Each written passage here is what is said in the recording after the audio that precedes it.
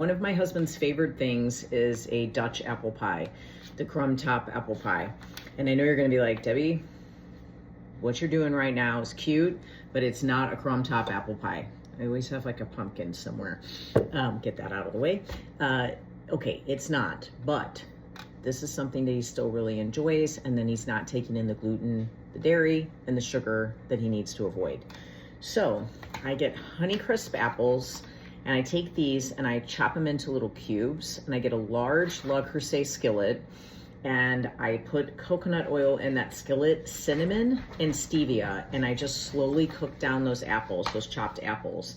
And then what I do is I build the crust for that. And the way I do that is with extra thick rolled oats. So like the whole oats, I just get them on a sheet cake pan, spread them out nice and thin. Okay, and then unsweetened coconut flakes, spread those out. You can do as much or as little of this as you want, whatever you like the best. Okay, and then I usually keep containers of walnuts. I get these containers from Williams-Sonoma. I also use the Gold Touch baking pans from Williams-Sonoma. That's the only baking pans that I use. They're amazing.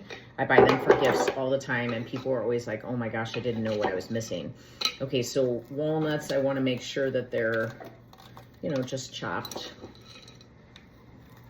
And you may wanna just grab your knife and like chop these up really good.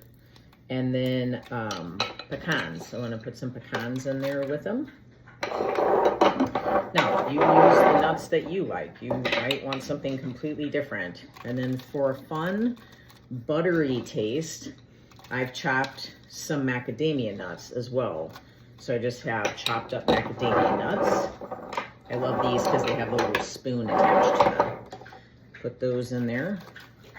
Then I'm going to spray them with liquid coconut oil. I'm going to put some sea salt on it. Stevia, Now Foods pure stevia. And then I'm going to put cinnamon on it. After I get the cinnamon on it, I'm going to get all this mixed together. I'm going to put this in a 300-degree oven, and I'm going to cook it for 10 minutes. I'm going to spray it with a little bit more coconut oil, and then I'm going to probably cook it for another 5 to 10 minutes. I'm just watching it. It really just depends on how much you have and how crunchy you want it. This goes on top of the apples as my crumb topping.